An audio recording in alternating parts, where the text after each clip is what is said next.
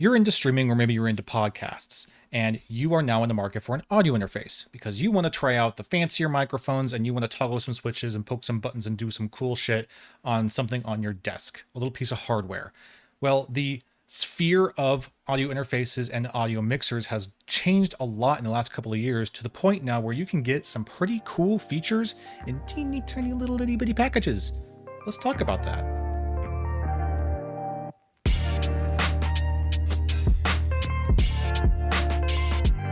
Here it is, the Maono C2 NEO audio interface and audio mixer.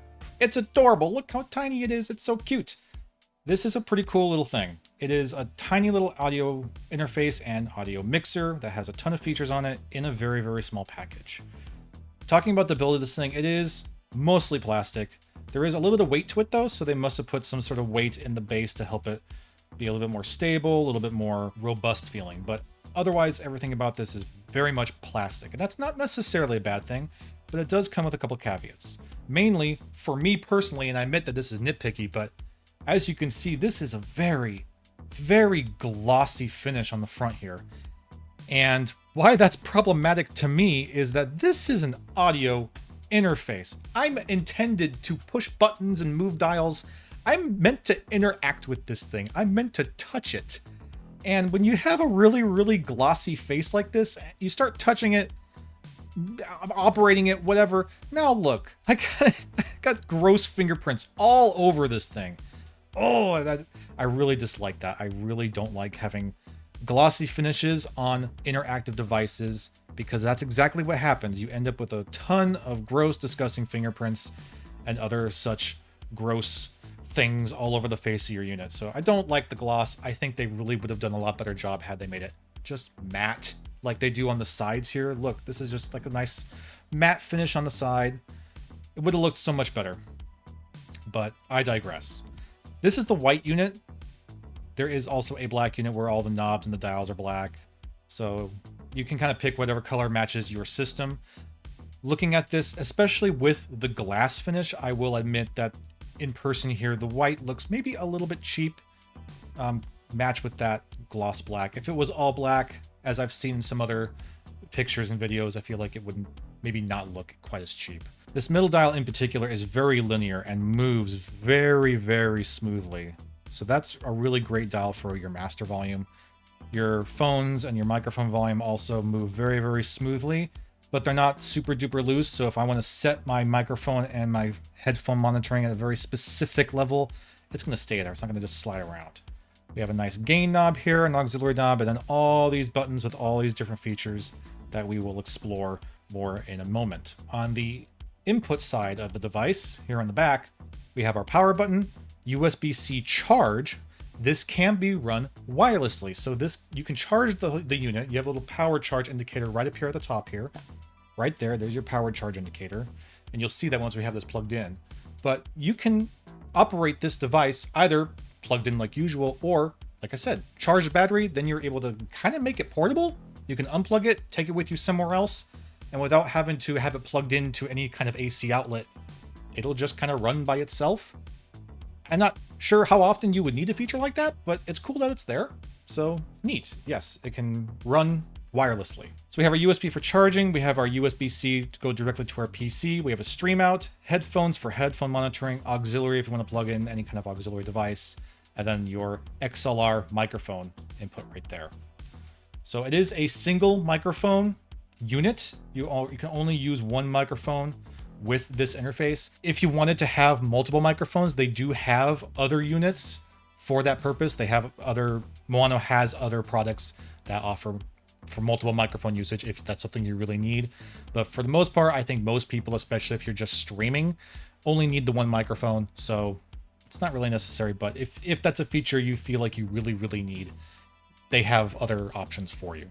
But this unit in particular, the C2 NEO, single microphone use only. Okay, so that's kind of the build. It's pretty robust, even though it is plastic. It feels very, very sturdy. It's teeny, teeny, tiny, so it can just kind of fit pretty much anywhere. And it does, again, have a little bit of weight to it, so I'm not worried about it sliding all over the place, especially on a soft matte surface like this. But it's nice. It's a nice feel to it, although, you know, again, The all plastic with that gloss just makes it feel just a little bit cheap.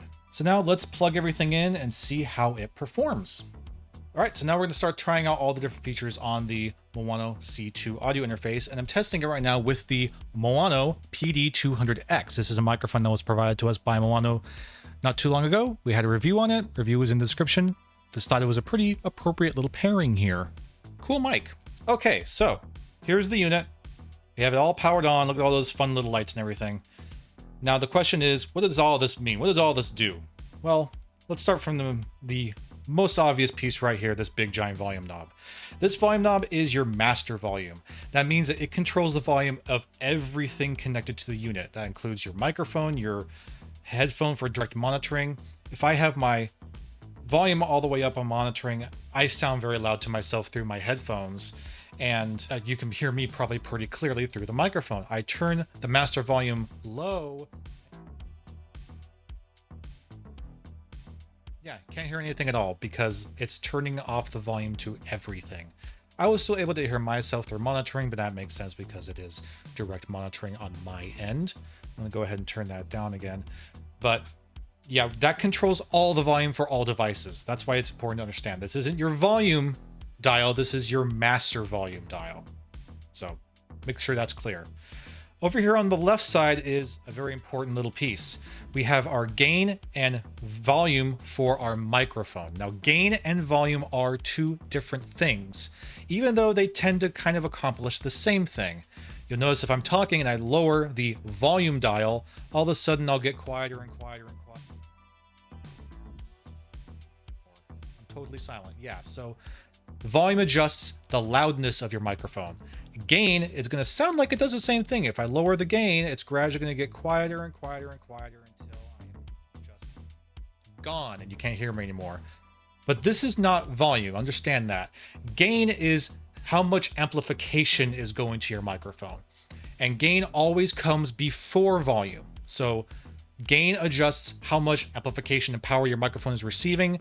Volume adjusts how loud your microphone is going to perform. Okay? So I could have my gain really, really low and my volume maxed out, but it's going to be a lot quieter. So you need to have your gain set first to the appropriate amount of amplification your microphone can receive without it distorting, and then fine tune it with the volume dial here to the amount of volume that is most appropriate for your needs. But understand that they are different, and in a nutshell, adjust your gain first, then adjust your volume. Then over here, right next to the gain knob, we have our auxiliary dial. The auxiliary dial just adjusts the volume of whatever auxiliary device you have connected to this. Say you have some sort of other audio device that's putting maybe music into this, or if you're connected to Bluetooth, which we do have right here. We have a Bluetooth button. We'll try that later. This adjusts the volume for those devices, your auxiliary devices. Then going over to the opposite side, over here on the right side, we have this dial right here for phones. These are for your headphone volume. This only really is appropriate to you if you have direct monitoring on. What direct monitoring does is while you have it on and you have your volume up on your volume dial for your headphones, and you have headphones plugged in directly to the unit, when I am speaking like I am to you right now, I can hear myself through my headphones. So it helps me know kind of what you're hearing, especially when I'm playing around with some of these other features and filters. So that's what monitoring is. And this dial just adjusts how loud that monitoring is in my headphones. So right now I sound super loud to myself. If I turn this all the way down, I no longer hear myself, but you can still hear me. So that's what that does. It's just for direct monitoring volume. Now let's move down to this big line of buttons that do all sorts of cool stuff. Starting with this here, which is your 48 volt phantom power. That's really important for specific microphones. Something like my Audio-Technica AT2035 here, it will perform significantly better with a 48 volt phantom power than without one. Again, this is a deal of amplification. You're giving it more voltage, more amplification, and some microphones just require that. Some microphones require that 48 volt phantom power to work properly. Without a 48 volt phantom power for some microphones like our Audio-Technica here, they're gonna just sound super, super quiet, and you're gonna have to really artificially bump up that volume and bump up that gain in post, and you're going to get lots of distortion and really gross sound. So having 48 volt phantom power is very important for microphones like this, and it's really, really great to see it included on the unit here. Just a button, turn it on, turn it off. Fortunately, this microphone I'm testing out right now doesn't require it, but it's there if you have a microphone that does. So that's really, really good to see. Next, we have our Bluetooth button. If I hold this down, I just heard it say that it's now Bluetooth activated. So now I could connect a Bluetooth device to this unit if I wanted to. For example, if I wanted to, I could take my phone, connect it Bluetooth to the device, play some music through it that way. So that way you're getting some music into the device without having connected to anything else. And it's just a cool option available to you. The next button featured on our device is the reverb presets. This is just a bunch of fun little reverb presets that you can cycle through. I believe there's 5 or 6 of them, and we're just gonna go through them pretty quick and you'll get a taste of what those sound like. This is the karaoke preset. Sounds lots of echo, of course, as you can tell, but we're gonna keep on going. That's only the first preset. This is the church preset. This one's not as aggressive, a bit more natural, but again, still reverbing, still an echo. We'll keep on going. This is the hall preset. This one's a bit more aggressive, but still reverb for reverb. Let's keep going. This is the valley preset. Oh my god. Hello! It's kind of cool, honestly. It's really aggressive, but yep, we're gonna keep on going. And then this is the room preset. It's not as aggressive as the valley, but still plenty of reverb for your reverb needs. And now we're back to off. So yeah, plenty of reverb options if you really need your reverb. Sidechain is very, very cool. What Sidechain does is if you have music playing, say I have this connected to a Bluetooth device like my phone, and I'm playing music to it, it will play the music at whatever volume I set it to, but as soon as I start to speak, it'll lower that volume of the music to kind of a ambient level so that my voice comes forward, and when I stop speaking, the volume of the music will rise back up gradually and naturally. So basically what it does is it ensures that when I am speaking, it's really easy to hear me because it lowers the volume of the background music and will automatically adjust it up and down depending on whether I'm speaking or not. So now we're going to try out this sidechain feature, which is quite cool. I have my phone connected via Bluetooth to the Maono device. I have music playing. I have my auxiliary turned all the way off right now, but as I turn it up, music comes in.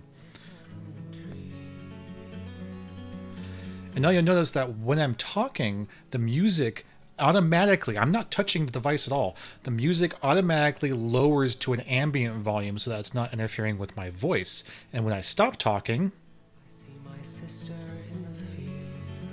it comes back up. That's really neat, and the fact that it just kind of works, I don't have to do anything with it, is great. I will point out though that when I'm using any sort of filters like noise suppression filters on the microphone through OBS, what it unfortunately does is it kind of jarbles up the music. So that's something that you should know. If you're going to be doing this, if you're going to be having your music in the background and using your sidechain, I suggest you try using the noise reducer on the actual caster, because using the noise filters on OBS was interfering with the music background. So right now, while the music sounds nice and clear, oh, it's so good. So while it does sound very clear and very nice right now, again, when I'm using the OBS filters, it jarbles it because it's recognizing it as noise. So I don't recommend using the sidechain feature if you're going to be using OBS filters. But luckily, like I said, there are noise reduction filters on this device, which we will cover in a little bit. But yeah, that's how the sidechain works. It's very cool, and this artist, by the way, is Rafael Green. He's a dear friend of mine. I suggest you look him up because he is amazing. Just listen. So good. Direct monitoring is what I'm doing right now. I have it on because I want to hear myself. Here's my little volume here. So now, like I said, I can hear myself through my headphones right now, whether or not you can hear me.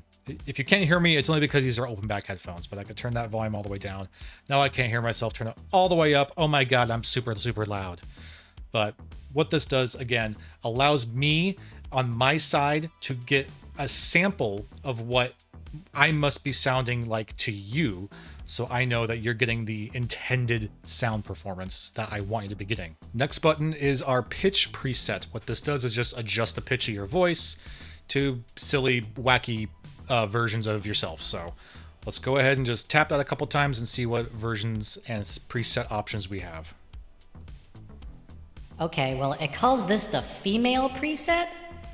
I don't know if I sound more like a chipmunk if you ask me, but that's fine. This is the female preset. I sound ridiculous, and that's, I guess, the point. So we'll just move on. Male? Oh. Okay. Yeah, so this is the male preset. This is what a male sounds like. I'm such a male. It's absurd. I'd say I sound more like some sort of demigod descending from the heavens. But I don't know, you can make your own judgment on that. We'll keep on going. Male. Baby. Oh no. This is the baby preset.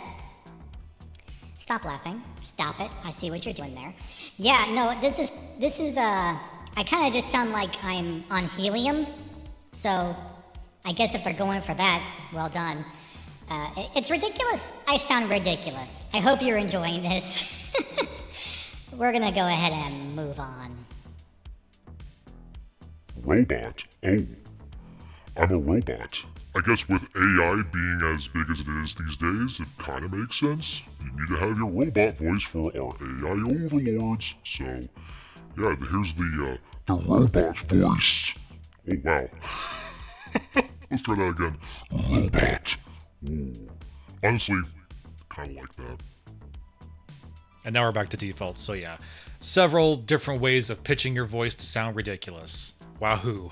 The next button is the noise reduction, and to test this out, I went ahead and made sure I don't have any other filters on. None of my OBS filters are on. Nothing else is helping this microphone reduce noise. I got my room fan on now, so it's making plenty of noise. It's a pretty noisy situation here between my PC and my fan. So you should be able to hear all that pretty clearly. So now we're going to go ahead. There are two different sets. There's the noise reducer level low and noise reducer level high. So this is without any noise reduction. Let's go ahead and turn this on now.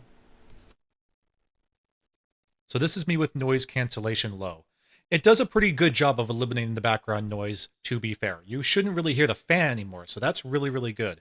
But you could probably notice that it does suffer a little bit with trying to pick up my voice. It's not too bad, but it seems like at the beginning when I'm speaking, it does have a little bit of a struggle trying to catch me in time. And the further I get away from the microphone, the worse it really gets. So this is a pretty average distance from a microphone. I'm a good 8 to 10 inches away. So that should be fine, but it is something worthwhile. Reverses the background noise, but is struggling a little bit, but not nearly as bad as high level reduction. So now we're at high level reduction, and as you can hear, it's really, really struggling. This is kind of an unacceptable amount of inability to pick up my voice. I have to be this close to the microphone for it to consistently, let me bring this over here so I'm actually in the camera. I have to be this close to the microphone for it to consistently pick up my voice. If I get much further away than this, it starts to lose me really, really quickly and really, really badly. If I'm a foot away, now it can, like, I have to shout for it to actually pick me up. So I think that the high level noise reducer is way too aggressive.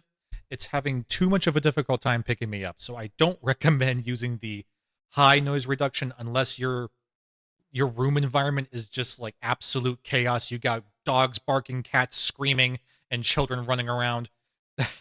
I mean, it's pretty bad. I don't recommend it. However, the low-level noise reduction, I think, is fine. Let's go back to that. So now we're back to low-level noise cancellation, and you can tell already how much better it sounds. This is fine. It's still not great. I feel like I would still prefer to just use the noise suppression filters in OBS than I would using it on the actual interface here. But that being said, if for whatever reason you're in a situation where you don't have that option, you don't have the option to use something like OBS's noise suppression filter, you at least have the option here on the actual interface to do some sort of noise suppression. So that's just nice to have. You can't really complain too much about it. But yeah, I do prefer just what OBS can do on its own. And now we're back to just using OBS. I'm not using the noise reducer at all on the interface anymore. This is just the OBS filters, and as you can probably tell, it's pretty dang good. You shouldn't really hear the fan on anymore or the PC. And I think I sound quite a bit more clear, and it's having a much easier time picking me up. So, but anyway, there you go. There's your noise suppression. Let's go ahead and move on. So the last thing we have here on the unit are these ABC sound pad buttons. These are fun. These are ways to just record little samples of audio that you can push the button to have it just immediately activate and do whatever it has to do. So I'll do that now. So for this to work, you have to press and hold until you see it start to really flash. When it's doing that multi-flash, it means that it is erasing whatever was currently there. So at default, obviously there wasn't anything there, but it's still the function it has to go through. It wipes the slate clean because you can only have one audio source per button on here. You can't have multiple. So you get 1, 2, 3 different things you can pre-program into this, but you can't program multiple things per button. It's just one thing per button here. So now that that's erased, I can go ahead and press it to record. It's recording me. Look at me record my stuff right now. Wow. And that should do that. Now, when I hit that button again, it should play it back. It's recording me. Look at me record my stuff right now. Wow. Amazing.